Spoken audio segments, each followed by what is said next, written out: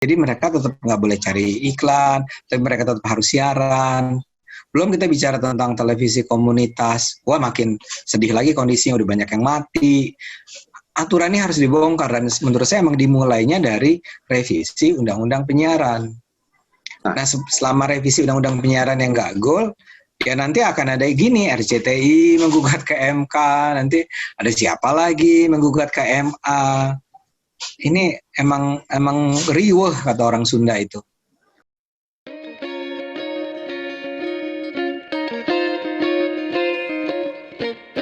Ya, terima kasih penonton Tagar TV. Kembali lagi kita akan melihat tayangan dari Tagar TV wawancara khusus dengan Dr. Ade Armando MSc. Beliau ini adalah pengajar di Departemen Ilmu Komunikasi, Fakultas Ilmu Sosial dan Ilmu Politik Universitas Indonesia. Kali ini topik yang mau kita bahas adalah mengenai rencana 2 stasiun televisi RCTI dan iNews melakukan judicial review terhadap Undang-Undang Penyiaran, Undang-Undang Nomor 32 Tahun 2002, di mana dalam judicial review yang diminta oleh RCTI dan iNews disebutkan ada kesamaan di dalam penyetaraan undang-undang penyiaran, sehingga siapapun yang melakukan siaran itu harus punya izin. Akibatnya, saat ini menjadi trending di media sosial, ada kekhawatiran bahwa nantinya jika Mahkamah Konstitusi mengabulkan gugatan 2 stasiun televisi tersebut, dikhawatirkan bahwa siaran langsung yang ada di media sosial itu akan di-stop dan harus punya izin. Nah, untuk menyimak lebih jauh kekhawatiran netizen tersebut dan untuk membahasnya, hari ini kita akan berbicara langsung dengan pakar komunikasi Dr. Ade Armando. Ya, langsung saja Bang Ade ya, kami menanyakan bagaimana dengan gugatan RCTI dan iNews tersebut terhadap Undang-Undang Penyiaran yang dikhawatirkan akan ya menghambatlah terutama konten-konten kreator yang selama ini cukup masif bermunculan di media sosial. Mohon tanggapannya Bang Ade, silakan. Ya, jadi untuk bisa membicarakan tentang apa yang diajukan oleh RCTI dan iNews ini, kita harus paham tentang konteksnya ya. Jadi yang dia persoalkan kan adalah Undang-Undang Penyiaran 2002. Ya, yang dia persoalkan adalah bahwa definisi penyiaran dalam Undang-Undang Penyiaran 2002 itu menjadikan apa yang kita sebut sebagai jasa over the top seperti Netflix itu tidak masuk dalam definisi lembaga penyiaran yang harus diatur oleh Undang-Undang Penyiaran, yang bisa diatur oleh Undang-Undang Penyiaran. Nah, Undang-Undang Penyiaran itu memang dibuat pada tahun 2002 ketika belum ada over the top ya. Karena itu menurut mereka definisi di sana itu hanya terbatas pada tipe-tipe penyiaran televisi dan radio yang tanda petik konvensional ya. Itu adalah satu, siaran televisi yang selama ini dipancarluaskan melalui jalur terestrial, yaitu siaran-siaran yang ditangkap langsung oleh warga melalui antena rumahnya masing-masing, atau melalui pay TV dalam bentuk yang jalurnya adalah melalui kabel atau satelit ya, televisi satelit atau televisi kabel. Nah, di luar itu tidak diatur dalam rezim pengaturan penyiaran di Indonesia. Jadi KPI dan Kominfo tidak pernah mengatur tentang yang di luar, misalnya televisi terestrial, TV kabel, dan televisi satelit. Kemudian sekarang lahirlah yang namanya over the top ya, apa yang kita kenal sebagai over the top, yaitu streaming video yang dipancarluaskan melalui internet ya, numpang pada internet. Nah, ini tidak diatur selama ini. Memang tidak diatur. Nah, sebetulnya yang dia kejar ini oleh grup RCTI dan iNews ini adalah agar undang-undang mencakup juga jasa-jasa penyiaran seperti Netflix ini. Ya. Nah, untuk itu mereka meminta agar ada perluasan dalam pasal mengenai penyiaran di Undang-Undang Penyiaran. Jadi tidak lagi hanya mengatakan bahwa yang diatur itu adalah yang menggunakan frekuensi siaran kabel dan melalui satelit, tapi juga di dalamnya adalah siaran-siaran yang dipancarluaskan melalui internet. Oke, yang sebetulnya mereka kejar itu adalah agar lembaga streaming video seperti Netflix itu juga bisa diatur. Dia harus hadir di Indonesia sebagai sebuah perusahaan yang diwajibkan memiliki izin penyelenggaraan penyiaran. Nah, untuk itu, jadi definisi penyiaran di dalam Undang-Undang Penyiaran, dia minta kepada Mahkamah Konstitusi untuk diperluas, tidak hanya mencakup yang menggunakan frekuensi siaran, yang menggunakan kabel, yang menggunakan satelit, tapi yang juga menggunakan internet. Jadi ada tambahan kata, jadi jasa penyiaran, penyebar luasan siaran melalui internet. Yang sebetulnya dia serang itu, yang dia sedang kejar itu adalah agar Netflix itu tidak bisa menjadi pesaing bagi biasanya kan kalau di Indonesia misalnya kayak MNC udah punya Indovision ya. Jadi si Netflix itu jangan sampai mengancam Indovision ya. Tapi TV-TV lain di luar RCTI juga punya ya. Pay TV misalnya seperti taruhlah kita bicara tentang Trans TV, grup Trans juga kan punya ya. Televisi pay semacam itu. Tapi celakanya kalau itu kemudian diizinkan oleh Mahkamah Konstitusi, jadi ditambahkan tuh, termasuk di dalamnya semua penyiaran melalui internet, yang mereka lupa adalah ini juga akan, atau mereka tidak sadari, ini juga akan mencakup semua bentuk penyiaran melalui internet yang ada di Indonesia. Semua harus pakai IPP, semua harus jadi perusahaan.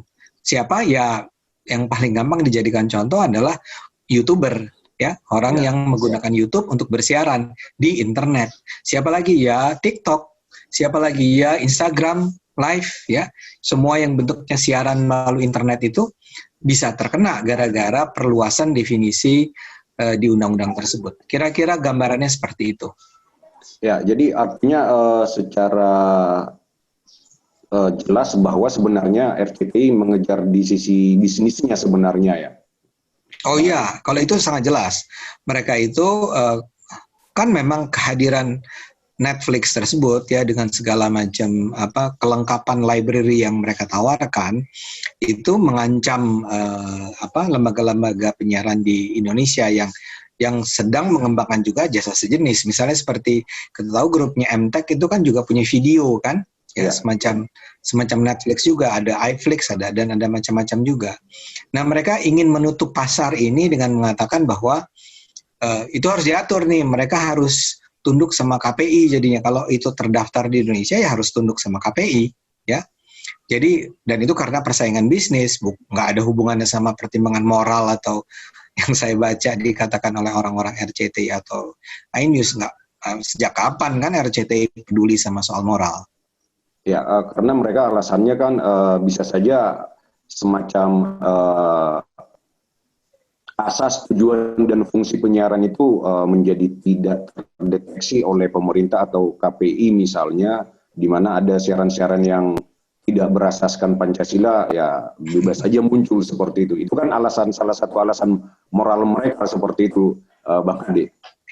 Iya, saya bukannya ingin mengada-ada, tapi saya akan ulang pertanyaan saya tadi ya. Sejak kapan RCTI dan iNews atau grup MNC itu pernah peduli dengan nilai-nilai Pancasila? Ya, siaran yang mereka sampaikan selama ini baik melalui terestrial maupun melalui Indovision misalnya, itu kan ya banyak sekali yang sebetulnya sudah dikeluhkan oleh masyarakat ya, tapi terus itu menyebar secara terbuka, apalagi melalui terestrial dan seterusnya. Saya merasa bahwa RCTI sebaiknya ini ya, jujur aja lah ya, yang kalian ributkan, yang kalian sumber keberatan Anda adalah kehadiran pesaing. Ya, kehadiran pesaing ini menurut Anda sebenarnya kepengennya harusnya dilarang.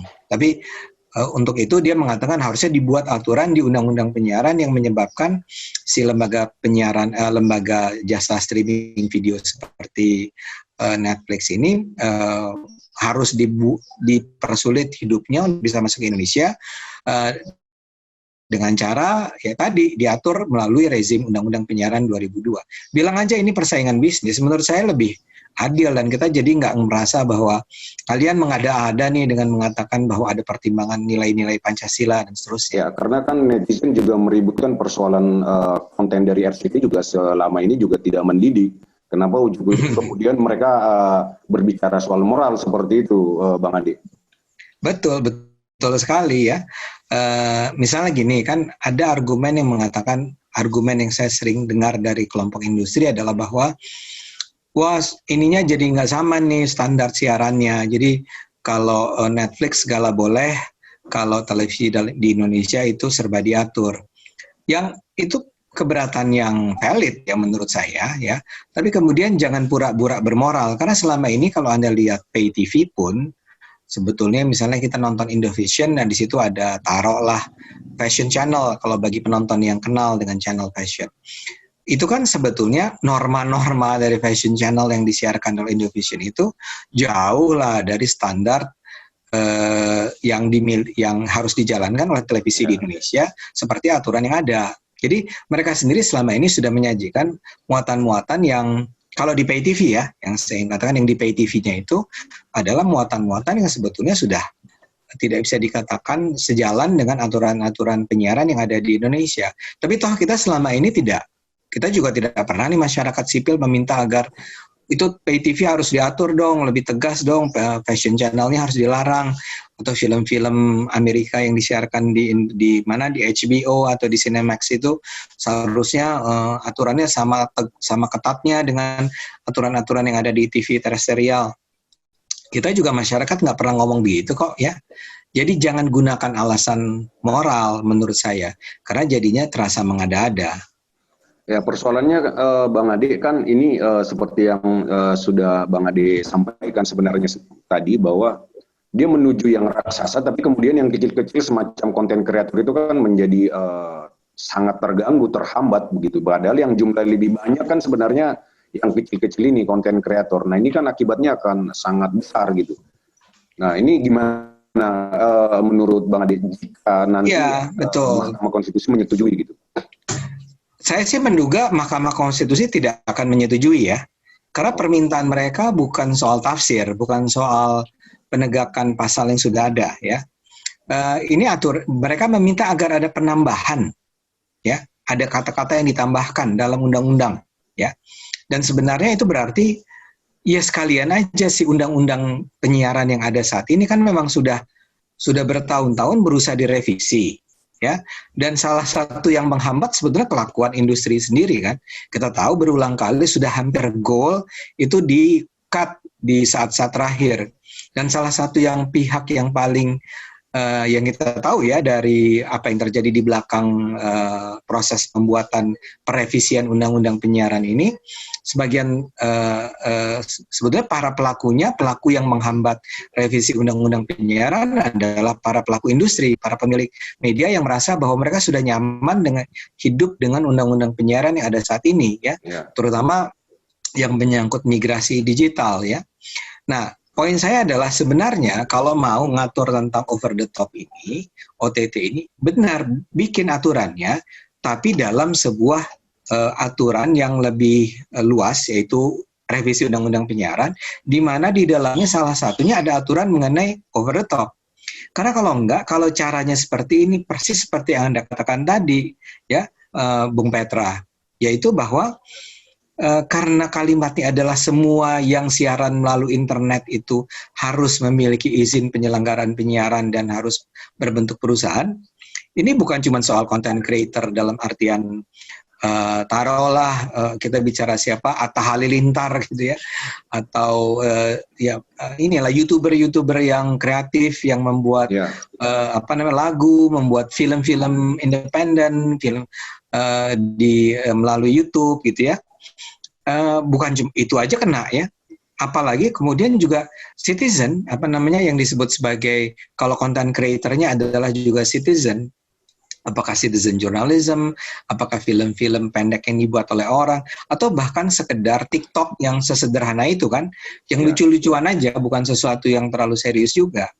Tapi semua itu karena tadi ya, karena kata-kata penyiaran diperluas daripada yang semula sekedar yang frekuensi dan kabel dan satelit menjadi semua siaran melalui internet, ya terpaksa kena. Maka apa yang kita katakan sebagai sejak lahir internet kan kita melihat adanya demokratisasi informasi ya.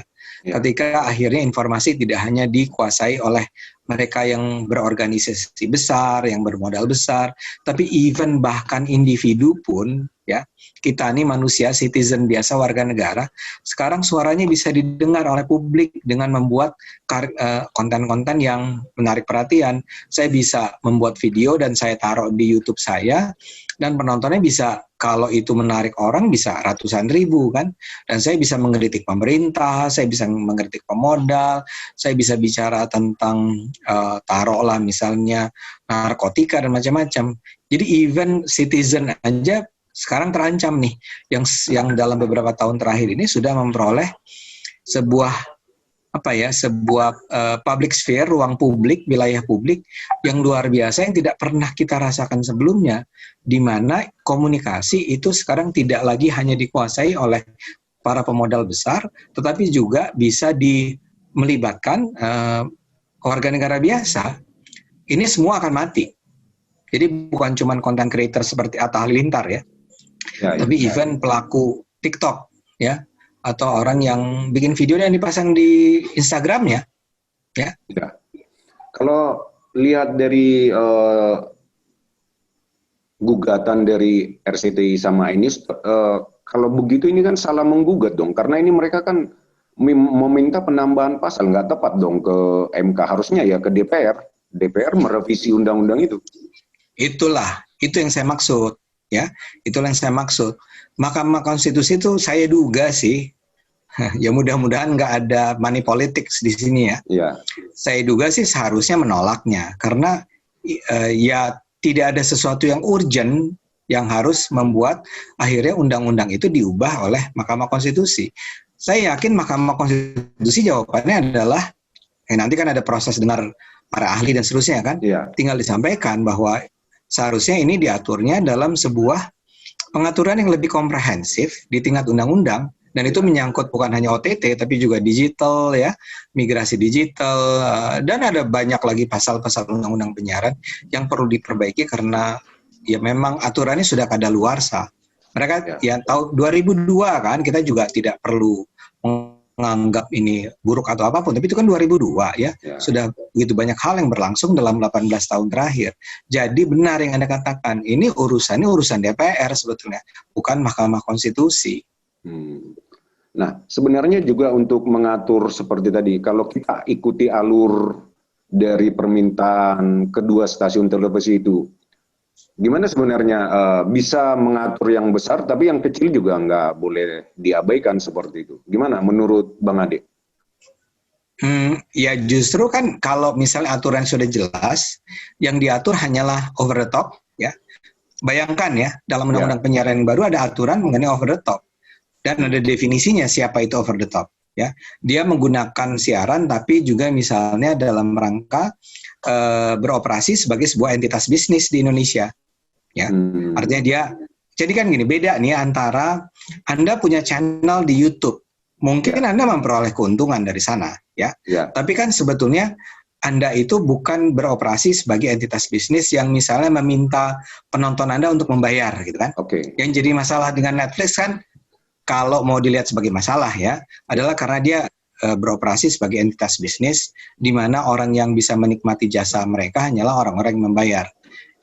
Menurut saya gini, it does make sense ya, untuk juga mengatur Netflix. Dan menurut saya bukan cuma it does make sense, seharusnya memang Netflix itu comply sama aturan-aturan di Indonesia. Tapi aturan-aturannya ini ternyata tidak cukup untuk bisa membuat mereka tunduk pada aturan-aturan yang ada, karena aturannya memang tidak mencakup mereka gitu ya. Nah karena itu memang jawabannya adalah ya bikin aturannya adanya di level undang-undang. Kalau sekarang ini sih bisa sebetulnya paling jauh yang dilakukan adalah si Menkominfo kan, ya, bicara negara ke lembaga ya. Untuk mengatakan ini jadi B2G, G2B gitu, untuk mengatakan, wah kamu kan udah beroperasi di Indonesia ya, kamu inilah ya bayar pajak apa misalnya muatan siaran kalian itu harusnya ya jangan sama dong antara apa yang Anda buat di Amerika dengan yang di Indonesia. Di Indonesia tuh biar gimana pun adegan telanjang itu nggak boleh. Ya. Saya yakin itu bisa dilakukan oleh Netflix karena ya HBO aja melakukannya kok. HBO Amerika sama HBO Indonesia kan beda isinya. Jadi ya tapi jadi itu pembicaraan yang di luar ini ya, di luar pengaturannya. Ya misalnya Menkominfo bisa aja mengancam kalau kamu nggak mau comply pada aturan Indonesia ya kami blok gitu kan. Yeah. Tapi aturannya ya seperti itu sebetulnya tidak mengatur secara komprehensif. Ya, tapi jadi itu. Sejauh ini memang kan pemerintah juga cukup kesulitan ya mengatur hal-hal seperti itu ya, Bang. Karena sejauh ini misalnya soal pajak pun pemerintah masih kesulitan mendapatkan itu dari Google, dari YouTube, dari Instagram dan lain-lain gitu. Itu kalau soal pajak, soal konten juga kan sejauh ini masih kesulitan. Bagaimana nih? Ya, tapi kan kemudian Anda lihat dong, itu misalnya kayak Facebook, itu YouTube ya, itu ya mereka juga punya ini ya, punya sensitivitas, kesadaran sebagai entitas bisnis yang mereka juga nggak mau nama mereka buruk gitu ya. Itu mereka ngatur kok soal konten, mereka ada tuh bahkan melibatkan para orang yang memonitor, memperhatikan isi YouTube, isi Facebook sehingga ada red flag dan seterusnya. Artinya mereka berusaha beradaptasi kok dengan kebutuhan negara masing-masing ya. Tentu tidak mudah, tapi dari pengalaman di banyak negara itu bisa dilakukan. Ya memang pemerintahnya harus lebih tegas, ya harus berani menyatakan bahwa misalnya mengatakan bahwa iya kalau kamu nggak mau tunduk, kamu nggak mau comply sama kami, ya kamu akan di stop, kamu akan kita blok, ya. Nah ini Netflix masih bisa karena Netflix kan belum begitu besar, pelanggannya belum gede-gede amat. Jadi kalau si pemerintahnya ancamannya bisa sekeras itu, either kamu tunduk atau kami usir, masih bisa tuh kalau Netflix. Tapi kan kalau ke Facebook, ke YouTube agak susah ya. Itu cuman kesadaran dari Facebook, YouTube, Instagram untuk untuk mengikuti aturan. Karena ada beberapa yang sudah saya lupa, yang sudah ditutup apa tuh ya? Yang sempat ditutup, sudah ditutup. Kan ada beberapa jasa semacam itu. Ketika mereka nggak mau tunduk sama aturan Indonesia. Jadi bisa, poin saya adalah negara bisa memaksakan, pemerintah bisa maksa. Tapi memang kita kan pemerintah kita bukan tipe pemerintah yang misalnya contohnya Turki itu melakukannya aturan-aturan yang ketat semacam itu. Cuman ya Turki kan Anda tahu ininya pemerintahnya pemerintah yang relatif inilah strong government gitu bahkan cenderung otoriter lah gitu. Agak-agak otoriter gitu kan. Ya. Ya ngomong lah, saya nggak tahu Pak Joni, tapi poin saya bisa kok. At the end ini urusan perusahaan asing itu akan comply kok. Ya, tapi sejauh ini kan pemerintah sendiri kan belum membuat aturan-aturan khusus seperti itu. Katakanlah nggak sekeras negara lain, Cina atau Turki semacam itu. Tapi paling tidak kan juga punya rambu-rambu yang selama ini masih hanya mengandalkan undang-undang tahun 2002 itu loh, Bang. Ini gimana ini? Iya, saya ngerti. Ya memang begitu pemerintah kita kan. Pemerintah kita ini kayak kayak ragu-ragu, galau. Menkominfo kita ini kan mereka punya power, mereka punya authority, persis seperti yang Anda katakan. Ya buat dong aturannya ya, jangan.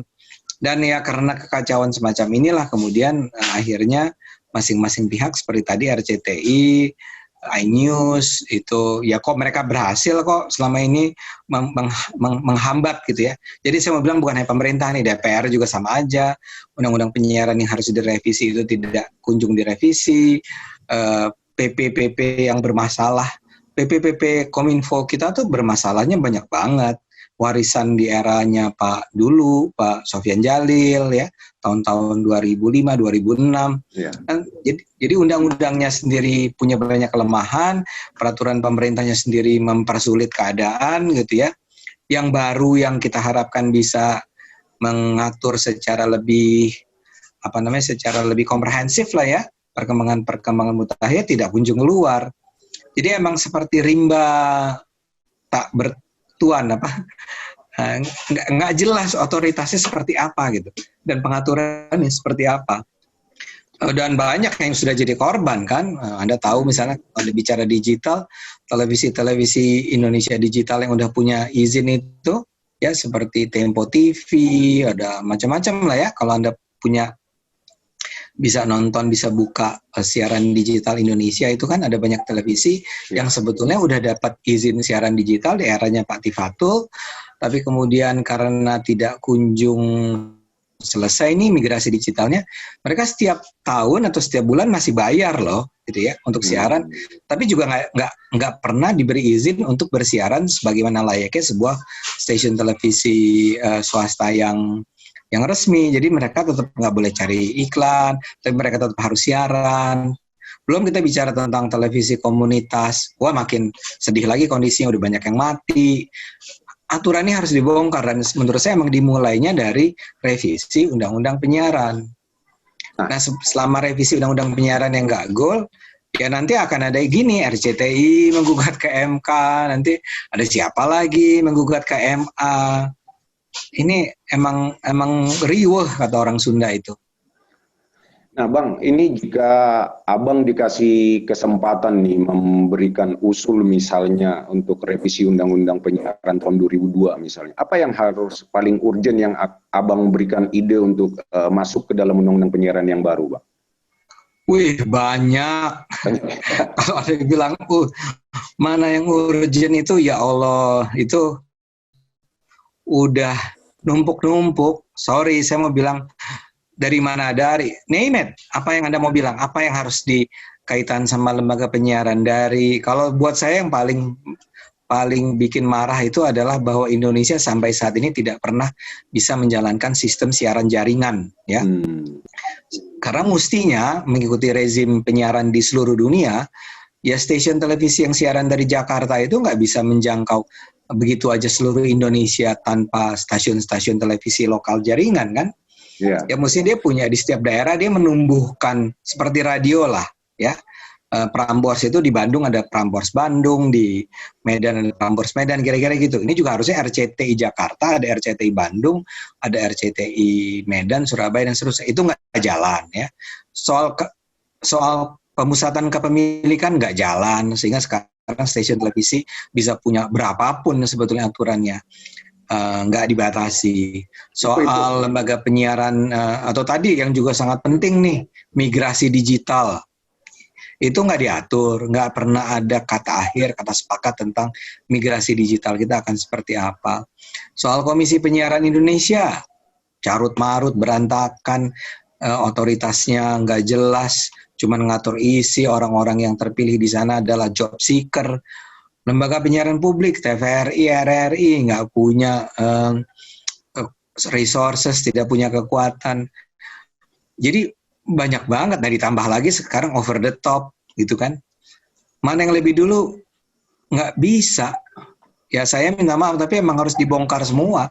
Undang-undang ini adalah undang-undang yang harus ditulis ulang, dari ujung ke ujung. Ya, ya kayak ini misalnya aturan, Anda tahu bahwa televisi di Indonesia bisa dimanfaatkan oleh para pemiliknya untuk kepentingan politik misalnya. Itu larangan terhadap itu harusnya adanya di undang-undang. Ya. Dan karena pengaturan yang nggak jelas, maka dengan seenaknya aja orang menggunakan itu untuk kepentingan politik. Jadi ada, ya saya minta maaf, tapi kalau Anda sebut, Anda minta sebut mana yang paling penting, itu semua penting disebut yang satu, yang lain sama pentingnya gitu kan. Makanya yang saya kaget adalah ketika Anda tahu nggak di RUU Cipta Kerja itu tiba-tiba ada pasal-pasal menyangkut penyiaran ya, di mana nanti izin dalam pasal-pasal penyiaran yang muncul di Undang-Undang Cipta Kerja itu misalnya dikatakan kalau sebuah stasiun televisi dapat izin gitu ya, itu dimilikinya sepanjang hidupnya. Nah, itulah. Jadi tidak perlu ditinjau ulang, tidak bisa dicabut, tidak bisa berubah dimiliki oleh orang lain. Itu kan monopoli sesungguhnya. Jadi begitu dia punya sekarang nih, for the rest of their life, si frekuensi itu dimiliki oleh dia. Dan barang siapa mau memilikinya, dia harus jual dia akan jual dengan harga mahal. Ini kok tiba-tiba munculnya di RUU Cipta Kerja kan gitu ya. Dan itu cuma bagian-bagian pasal-pasal yang menyangkut tadi. Gimana sih? Itu pasti datangnya dari para pemilik industri televisi lah. Tiba-tiba disusupkan saja tuh pasal-pasal itu ke Undang-Undang Cipta Kerja yang mengatakan bahwa si lembaga penyiaran itu tidak perlu punya izin yang yang setiap saat bisa ditinjau kembali karena isi siaran kan bisa taruhlah sekarang digunakan untuk kepentingan propaganda HTI gitu loh. Misalnya nih ya, kita gunakan contoh yang ekstrim. Nah, kalau itu sepenuhnya bisa dimiliki, seumur hidupnya bisa dimiliki oleh stasiun televisi, ya dia nggak usah takut. Dia nggak akan takut dengan ancaman-ancaman semacam itu. Ancaman-ancaman bahwa kalau dengan publik, Anda bisa dinyatakan tidak layak lagi ya. Nah, itu nggak ada. Ya Bang, kalau banyak sekali yang harus Ya, kalau sebenarnya Abang bilang tadi kan, kalau saya tanyakan satu persatu nanti nggak akan selesai wawancara kita ini Bang, karena terlalu banyak masalah. 7 kali wawancara. Mungkin lebih Bang. Lebih. Ya. Tapi kita fokus kembali lagi ke persoalan tadi gugatan dari RCTI dan iNews tadi Bang. Menurut Abang, dia kan tadi kita kembali lagi menembak yang besar, tapi yang kecil juga akan terkena. Bagaimana solusi paling, dan Abang juga bilang sebenarnya tadi kemungkinan MK akan menolak ya. Nah, kita kembali lagi fokus ke persoalan gugatan dari RCTI dan iNews. Nah, dia kan menembak sebenarnya ini persaingan bisnis, persoalan yang lebih besar yang dia ambil, tapi kemudian yang kecil-kecil juga akan terkena dampaknya. Nah, menurut Bang Ade, yang kecil-kecil itu apakah memang juga harus diatur, misalnya yang konten kreator yang pribadi-pribadi, seperti saya misalnya, Bang Ade misalnya, atau yang lain misalnya juga, apakah harus diatur juga gitu? Ya, selama ini kan bukannya tidak ada aturan ya. Tapi kan memang ini memang karakter dari si media internet ini adalah memang membuka ruang buat Bang. Boleh diulang Bang? Oke. Ya. Nah, ya jadi udah bagus. Ya. Oke. Memang karakter dari internet ini adalah memang terbuka, adalah sebuah ruang terbuka yang bisa dimanfaatkan oleh siapapun. Itu karakternya nggak bisa kita nafikan. Siapapun harus paham bahwa begitulah dia, ya. Karena itulah disebut sebagai demokratisasi yang sesungguhnya, public sphere yang sesungguhnya, yang dulu diidam-idamkan oleh masyarakat dunia, itu sekarang tercipta di dunia internet. Ya, di sini ada saya, ada Anda. Kita diatur nggak? Diatur dong.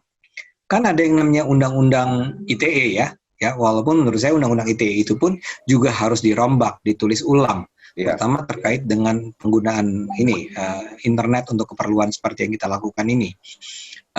Kita boleh nggak bicara sembarangan? Nggak boleh. Kenapa? Karena ada aturannya. Ya.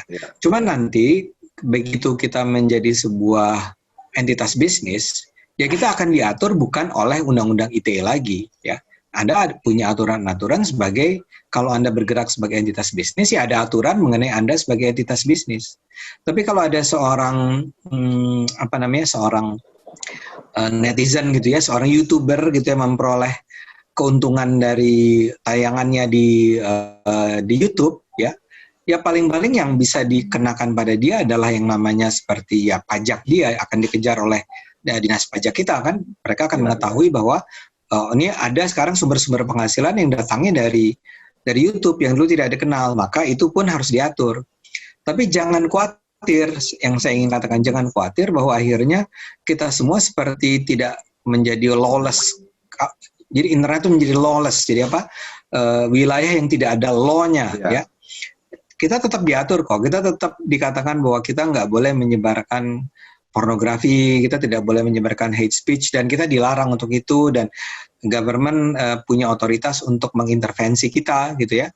Dan kemudian kalau kita memperoleh menjadikan ini sebagai sebuah operasi komersial, itu juga bisa diatur dengan berbagai peraturan yang ada. Nah, tapi akan halnya dengan siapa sih Netflix, kan Netflix tuh kepengennya diatur agar dia menjadi sebuah perusahaan yang memang juga harus, dia perusahaan asing nih. Ya, jadi dia nggak kena pada rezim pajak kita. Nah, itu menurut kita bilang, enggak dong, kamu juga harus bayar dong. Kamu udah dapat duit nih dari penonton Indonesia. Jadi share dong penghasilan kalian itu ke Indonesia. Pengaturannya seperti apa, saya nggak terlalu paham pajak ya. Tapi dia harus comply pada aturan di Indonesia. Soal aturan isinya si Netflix juga begitu. Ya, comply dong sama aturan di Indonesia. Yang telanjang nggak boleh dong gitu ya. Yang sampai tahap jadi nggak boleh juga bertentangan sama aturan-aturan yang ada di Indonesia. Nah, itu bisa kita atur, berlakukan aturan semacam itu. Tapi jangan dong ngejar Netflix yang kena Citizen gitu. Yang kerja yang kena yang kecil-kecil. Ya semua yang tadi dikatakan warga-warga sipil yang sekedar lagi mau mengekspresikan kreativitas kesenian dia melalui TikTok gitu ya, atau melalui Instagram. Lebih pada pengaturan pada norma ya Bang ya, artinya tapi haknya jangan dicabut ya. Bagaimanapun kan kita di zaman sekarang ini kan tidak bisa mengelak dari kemajuan yang ada ya, termasuk di dunia internetnya sendiri seperti itu Bang ya. Bukan hanya jangan dicabut, tapi saya bahkan mengatakan bahwa itu hampir-hampir mustahil dilakukan. Sebenarnya, sekarang bayangkan kalau misalnya Mahkamah Konstitusi memang mengabulkan itu, dan kemudian dibuatlah peraturan yang mengatakan semua yang melakukan siaran melalui internet harus punya IPP, ya. Anda bayangkan betapa chaosnya keadaan nanti. Dan orang akhirnya anarki aja. Ya udah, kita langgar aja peraturan ini, nggak akan bisa jalan, dan kita nggak mau tunduk sama aturan yang buruk semacam ini. Tapi ini semua dimulai dari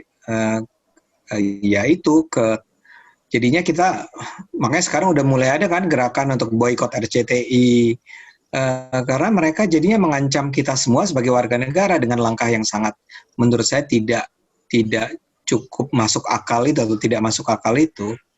Saya heran, harusnya di RCTI dan di iNews itu ada orang-orang yang paham penyiaran secara mendalam, tapi kok bisa bikin langkah yang sedemikian nampak kekanak-kanakan atau blunder atau membahayakan. Jadi saya setuju juga tuh dengan gerakan yuk kita boykot ini RCTI, Indovision, semua yang ada kaitannya sama MNC, karena alasan tadi ya, karena kalian dengan langkah ini kalian sedang mengancam demokrasi di Indonesia. Ya, saya pikir sampai di situ Bang Ade sudah cukup panjang. Terima kasih banyak untuk kesempatan wawancara khusus ini dengan Bang Ade. Penonton Tagar TV, wawancara kita dengan pakar komunikasi Dr. Ade Armando, dosen di Ilmu Komunikasi, Fakultas Ilmu Sosial dan Ilmu Politik Universitas Indonesia. Tunggu tayangan Tagar TV berikutnya dengan narasumber-narasumber eksklusif lainnya. Demikian tayangan Tagar TV untuk kali ini. Terima kasih dan salam sehat untuk kita semua.